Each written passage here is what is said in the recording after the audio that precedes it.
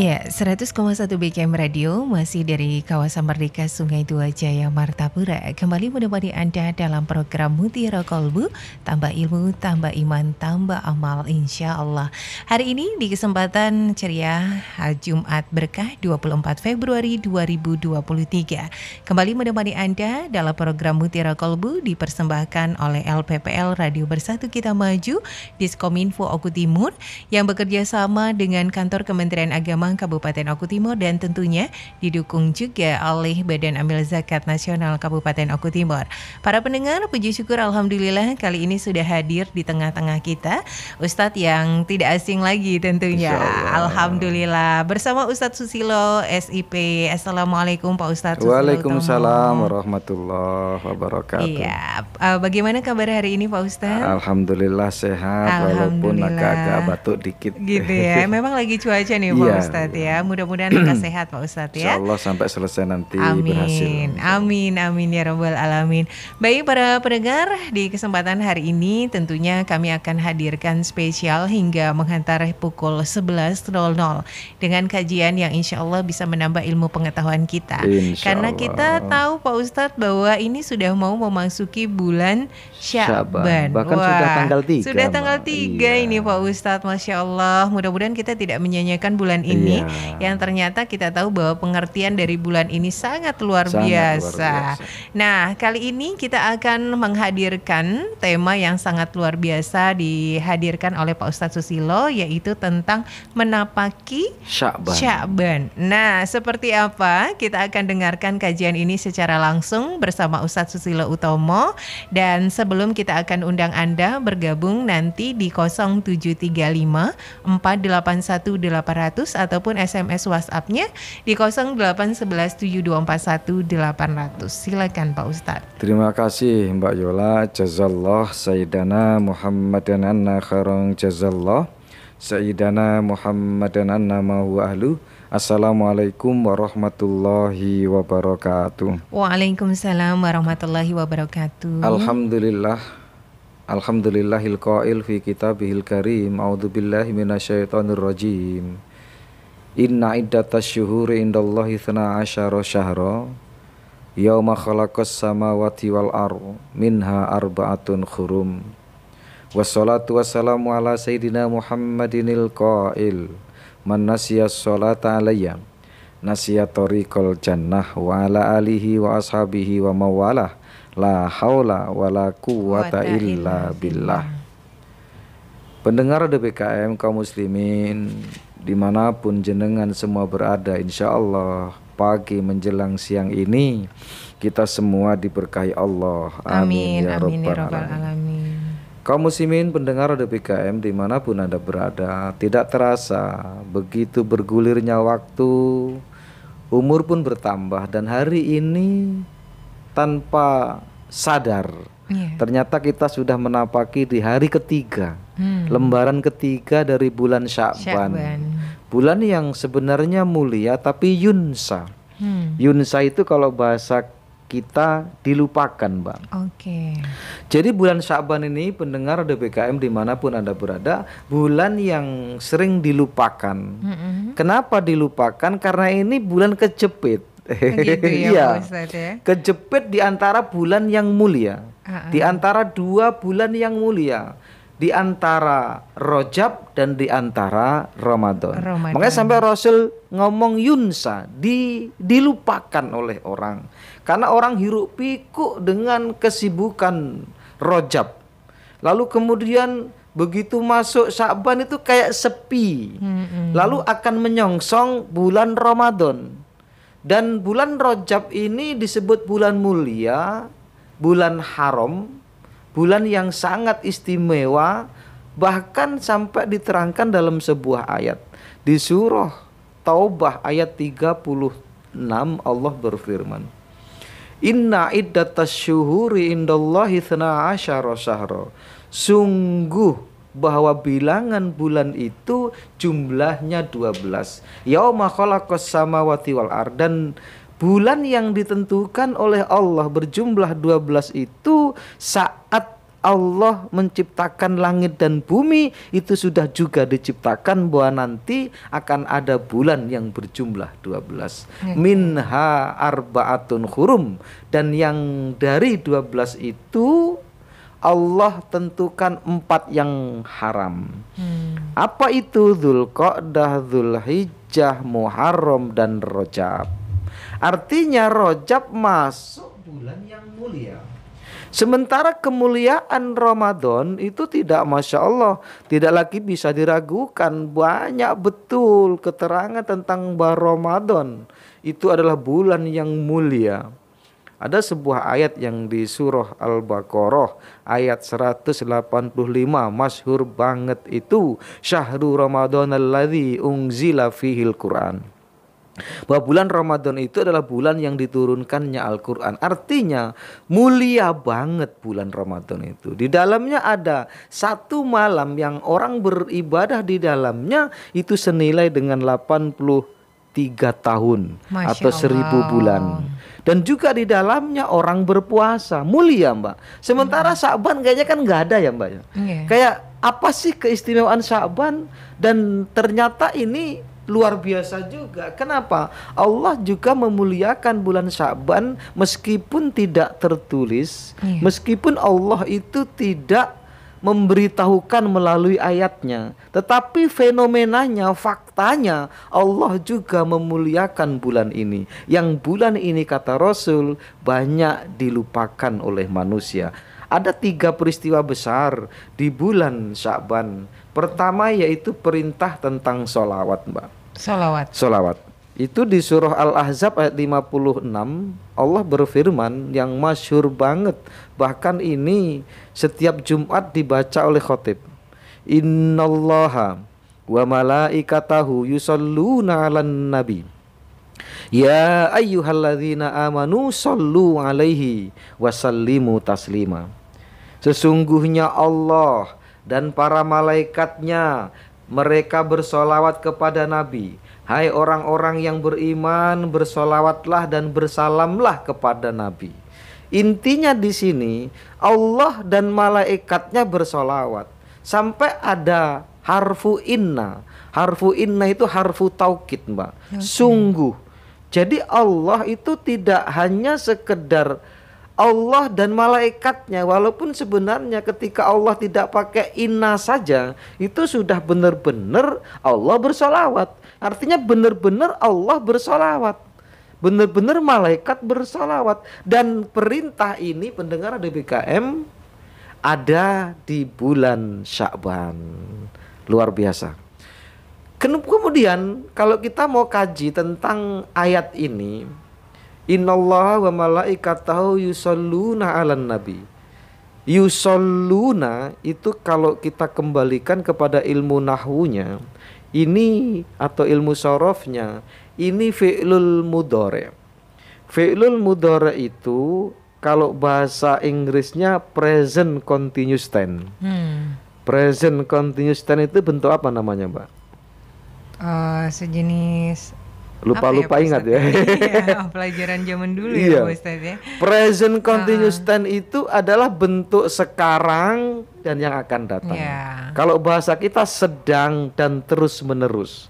Artinya kalau kita artikan sesungguhnya Allah dan para malaikatnya mereka sedang dan terus menerus bersolawat kepada Nabi. Lalu kemudian Allah mengajak orang-orang yang beriman, ya ayyuhalladzina amanu shollu, bersolawatlah kalian kepada Nabi. Artinya Allah itu sedang dan terus menerus. Kenapa enggak pakai begini? Innallaha wa malaikatahu shollu ala nabi, enggak. Dia enggak pakai fi'lul madhi. Fi'lul madhi itu apa? Fi'lul madhi itu kalau bahasa Inggrisnya adalah past tense. Past tense itu bentuk lampau. Sudah. Tetapi Allah pakai bahasa fi'lul mudhari' atau present continuous tense. Ini kalau sebagian orang akan dikaji juga. Oh, berarti Allah itu tanpa henti. Oh, berarti saat ini Allah sedang bersolawat. Oh berarti Allah akan terus-menerus bersolawat. Lah kita ini solawatnya hanya 5 kali, itu pun di dalam sholat. Beda nggak Mbak? Beda. Beda banget. Padahal Allah sendiri sebenarnya Masya Allah menghormati orang yang bersolawat. Pendengar Radio BKM dimanapun Anda berada, kenapa sih Allah bersolawat? Dan apa maknanya Allah bersolawat? Maka di dalam keterangan solawatullah atau solatullah ala nabi, solawatnya Allah kepada Nabi adalah lil hamdi, untuk memuji Mbak. Memuji siapa? Memuji Rasulullah. Jadi dialah yang menciptakan, dialah yang memujinya.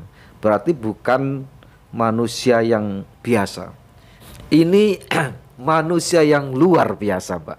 Saking luar biasanya Allah sedang dan terus menerus bersolawat. Dan solawatnya Allah itu berarti memuji Rasulullah. Lalu solawatnya malaikat dimaknai sebagai doa. Jadi malaikat bersolawat itu sesungguhnya mendoakan Rasulullah. Nah, apa kemudian arti dari kita bersolawat? Allah bersolawat, malaikat bersolawat, lalu mengajak orang-orang yang beriman untuk bersolawat. Apa maknanya kalau kita bersolawat? Apa sih untungnya kita bersolawat? Apa sih sebenarnya esensi dari solawat manusia itu? Ternyata di sana ada kalimat ar-roja linailil barokah, bahwa sebenarnya saat kita bersolawat itu kita sedang ingin mencapai, ingin mengharapkan dapatnya barokah. Jadi kalau kita sudah bersolawat kepada Rasulullah itu sebenarnya kita sedang akan mendapatkan barokah, sedang terus-menerus akan mendapatkan barokah. Contoh, Rasul bersabda, man shalla alayya marratan sallallahu alaihi asyran. Siapa orang yang bersolawat kepadaku sekali, maka Allah akan bersolawat kepadanya 10 kali. Artinya balasan solawat Allah kepada orang yang bersolawat kepada Nabi itulah yang sebenarnya berkah Mbak. Gitu Mbak. Bukan sekali, Allah nggak membalasnya sekali, tapi 10 kali. Wa man shalla alayya asyron sallallahu alaihi mi'atan. Dan siapa yang bersolawat kepadaku 10 kali, maka Allah akan balas 100 kali. 100 kali solawatnya Allah kepada orang yang bersolawat kepada Nabi, inilah yang disebut berkah. Berkahnya. Padahal Mbak, berkah satu itu sudah bisa memasukkan manusia ke dalam surga. Masya Allah. Ini hanya sholawat 10 kali dikasih 100 berkah. Artinya pasti nggak kita masuk surga? Pasti Mbak. Yakin kita harus begitu Mbak. Wa man shalla alaiya mi'atan sallallahu alaihi alfan. Dan siapa orang yang bersolawat kepadaku 100 kali, Allah akan membalasnya dengan bersolawat kepada orang yang bersolawat kepada Nabi 1000 kali. Masya Allah. Ingat, satu keberkahan itu sudah mampu memasukkan manusia ke dalam surga. Satu keberkahan itu sudah layak manusia masuk surga. Ini dapat 1000 keberkahan dari Allah. Pendengar dari BKM dimanapun Anda berada, makanya Masya Allah sampai seluruh ibadah itu harus diwarnai dengan sholawat. Sholat kita tidak sah kalau tidak ada sholawatnya. Khutbah hari ini kita akan mendengarkan khutbah bagi orang-orang mukmin, bagi mukmin laki-laki, dan itu nanti khutbahnya tidak sah kalau tidak ada sholawatnya. Doa kita itu baina sama wal ar, dia akan mengambang antara langit dan bumi kalau tidak didahului dengan sholawat. Jadi sholawat ini sebenarnya ibadah yang paling mudah, ibadah yang paling simple, ibadah yang bisa dilakukan kapan saja, saat berdiri, saat duduk, saat berjalan, tetapi pahalanya luar biasa. Bahkan mungkin pernah saya ceritakan bagaimana di kehidupan orang-orang Bani Israel di zaman Nabi Musa. Dia ini orang yang jahat, bahkan ketika dia mati dibuang ke tempat sampah, istrinya pun membuangnya ke tempat sampah. Lalu kemudian Nabi Musa diilhami oleh Allah untuk menyolatkannya, untuk memandikannya, dan kemudian untuk mengafaninya, kemudian untuk menguburkannya. Dan ini juga gambaran bahwa memang syariat menguburkan, mengafani, memandikan sudah ada di zaman Nabi Musa. Lalu Musa heran, kenapa kok saya disuruh begini ya Allah? Padahal masyarakat sudah membuangnya ke tempat sampah. Apa? Dzata yaumin fatahat Taurata wa ra'a wa qara'a isma Muhammadin wa sallallahu alaihi.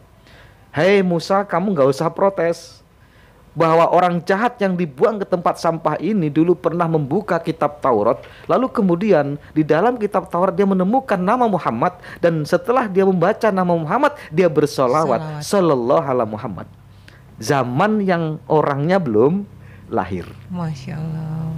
Lidzalika qad ghafartulah, kata Allah ngomong sama Nabi Musa, dari itulah aku telah mengampuninya. Masya Allah. Ustaz. Hebat nggak salawat? Hebat. Dan perintah salawat ini diturunkan di bulan Sya'ban. Mulia apa enggak Sya'ban? Mulia, Mbak. Tetapi memang tidak ditunjukkan di sebuah ayat, oh Sya'ban mulia, enggak. Tapi Allah menaruh perintah salawat di bulan Sya'ban. Kemudian kemuliaan yang diberikan Allah kepada bulan Sya'ban, bahwa perintah puasa itu juga ada di bulan Sya'ban. Nah, lebih dahsyat lagi. Jadi sebelum Ramadan datang ada perintah puasa kepada Nabi, dan itu peristiwanya di bulan Sya'ban. Padahal perintah puasa itu luar biasa. Kenapa luar biasa? Karena ketika itu juga banyak orang-orang yang sudah berpuasa, dan ini terjadi dalam sejarahnya itu di tahun kedua Hijriah. Jadi di masa Makkah itu belum ada, Mbak, perintah puasa. Mereka berpuasa mengikuti millah Ibrahim. Bagaimana ya, dalam keterangan banyak. Tetapi puasa Ramadan itu betul-betul diperintahkan oleh Allah kepada Rasul dan umatnya di tahun kedua Hijriah, dan itu terjadi di bulan Sya'ban. Mulia bulan Sya'ban, bukan Allah mengabarkannya di dalam ayat, tetapi dengan fenomena yang ada. Kemudian yang terakhir, minimal ada 3 kemuliaan di bulan Sya'ban ini adalah apa? Menggeser kiblat. Jadi dulu, Mbak, semasa sebelum adanya ayat ini, ayat surah Al-Baqarah ayat yang ke-144. Jadi sebelum turunnya ayat itu, maka mereka sholatnya masih menghadap Baitul Maqdis. Baitul Maqdis itu Palestina, Masjidil Aqsa. Dan perintah untuk fawalli wajhaka syatrul Masjidil Haram itu di bulan Sya'ban, tepatnya di nisfu Sya'ban. Jadi nisfu Sya'ban itu mulia. Bahkan ada doa yang luar biasa kalau dikatakan bahwa nisfu Sya'ban itu adalah proposal. Kita mengajukan proposal. Makanya kan di dalam doa nisfu Sya'ban itu salah satunya redaksinya begini: ya Allah, jika memang Engkau takdirkan bahwa saya ini blangsat, ya Allah, muliakan. Maka kemudian boleh kita tambah lagi, ya Allah, jika memang tahun ini saya belum dapat jodoh, ya Allah, datangkan jodohku. Ya Allah, jika memang hari ini saya belum mampu ditakdirkan untuk beli mobil, ya Allah, takdirkan aku tahun ini untuk bisa beli mobil. Ya Allah, takdirkan, ya Allah, walaupun toh Engkau tulis hari ini saya belum bisa membuat rumah, ya Allah, takdirkan saya tahun ini untuk bisa punya rumah. Itu proposal dilakukan di nisfu Sya'ban. Berkahnya nisfu Sya'ban, makanya ada doa nisfu Sya'ban. Pendengar DBKM dimanapun Anda berada, jenengan bisa browsing di internet, apa sih sebenarnya redaksi doa nisfu Sya'ban. Itu ada seperti itu, jika seperti itu. Nah, itu bisa diteruskan dalam fenomena kehidupan saat ini. Ya Allah, jika Engkau takdirkan aku punya anak 5, ya Allah, aku takdirkan punya anak 10, ya Allah. Boleh itu. Seperti itu. Jadi seakan itu untuk merubah takdir, dan nanti takdir itu akan ditentukan kapan? Di bulan Ramadan, yakni di Lailatul Qadar. Nah, Lailatul Qadar itulah nanti kalau bahasa kita proposal yang masuk di nisfu Sya'ban itu akan dipilah-pilah dan akan ditakdirkan di Lailatul Qadar. Oh, Masya Allah. Itu loh Mbak. Mulia nggak bulan Sya'ban? Mulia 3 peristiwa besar yang ada di dunia ini, yang ada di antara umat muslim itu di bulan Sya'ban. Apa tadi yang pertama? Perintah sholawat. Yang kedua perintah puasa. Dan yang ketiga kapan saat pergantian atau bergesernya kiblat dari Masjidil Aqsa ke Masjidil Haram. Ayatnya jelas di surah Al-Baqarah ayat 144. Qad naro taqalluba wajhika fis sama. Allah itu saat ngomong gini, kami Muhammad telah melihat wajahmu sering menghadap ke langit. Karena waktu itu memang Rasulullah gelisah, pengennya Rasul dalam hati itu nggak ke Baitul Maqdis dalam sholat itu, pengennya ke Baitul Haram, pengennya ke Masjidil Haram, tapi perintah untuk bergeser belum ada. Maka Rasul selalu melongok ke atas, ya Allah, kenapa sih kok belum turun perintah kepada kami untuk menghadap kami sholatnya ke Masjidil Haram. Makanya qad naro taqalluba wajhika fis sama. Itu kan, falan waliyannaka kiblatan tardoha. Lalu kemudian maka kami akan palingkan wajahmu hai Muhammad ke kiblat yang engkau ridhoi, kiblat yang engkau mau. Karena memang hatinya Rasul ketika itu pengen banget sholat menghadap ke Baitullah, yaitu Masjidil Haram, tetapi belum ada perintahnya.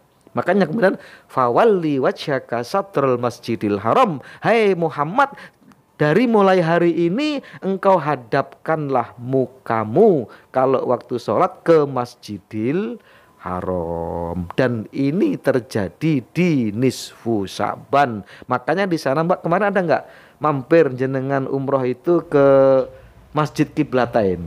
Iya. Ya, apa maksudnya Qiblatain? Apa ya Pak Ustadz?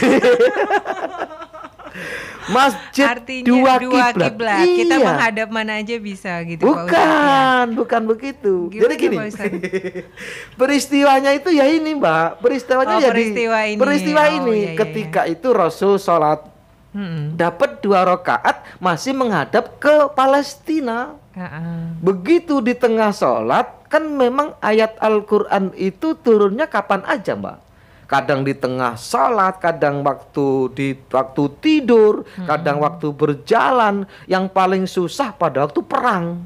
Pada waktu perang itu kadang ayat turun Mbak. Rasul itu kadang juga bukan masalah nggak sempat atau nggak siap. Kadang juga repot ngadapi musuh, tapi kemudian saat itu apa? Harus menerima ayat gitu loh Mbak. Nah pada waktu sholat 2 rakaat masih menghadap ke Baitul Maqdis. Setelah itu ada ayat turun ini tadi, surah Al-Baqarah ayat 144. Lalu bergeser Mbak, Rasul bergeser ke Masjidil Haram. Makmumnya ikut nggak? Ya ikut. Makanya masjid itu disebut Masjid Qiblatain, 2 kiblat. Yang awalnya tadi ya. Oke. Jadi dahsyat nggak Mbak? Semua yang umroh pasti diajak itu Mbak. Insya Allah diajak. Insya Allah, itu saja dulu insya Allah, bahwa jangan khawatir. Belum lagi kita kalau mau berbicara Mbak tentang kenapa sih kok Sya'ban itu disebut ruah oleh orang Jawa. Wah ini lebih panjang lagi nanti, nggak selesai 1 jam ini. Kenapa? Karena memang di bulan ini tradisi orang-orang di Indonesia dan sebagian orang-orang Asia Tenggara itu apa? Nyadran itu pergi ke kuburan, mendoakan orang-orang sudah mati. Bahkan kenapa sih kok mau puasa itu rame orang ke kuburan, mau lebaran rame orang ke kuburan? Ini akan kita bahas di lain kesempatan Mbak. Masya Allah, baik. Terima kasih banyak Pak Ustadz. Ya, para pendengar dimanapun Anda berada, ternyata luas sekali ya kalau Iya. kita dengarkan apa yang disampaikan Pak Ustadz. Dan ini pun kata Pak Ustadz belum semua. Iya. Semakin dalam kita mempelajari ilmu, maka semakin terlihat bahwa ilmu kita itu bagaikan deburan debu ya Pak Ustadz ya, Masya Allah. Oke, dan hari ini mudah-mudahan kita bisa banyak mengambil ilmunya dari bulan Sya'ban. Ya, ternyata ini bulan yang sangat luar biasa, di mana Allah akan banyak memberikan ganjaran berlipat-lipat ganda bagi orang yang melakukannya Pak Ustadz ya. Baik, dan langsung aja para pendengar yang mau ikutan bergabung di layanan telepon kami, kita buka di 0735 481 800 ataupun SMS WhatsApp-nya di 0811 7241 800 ya.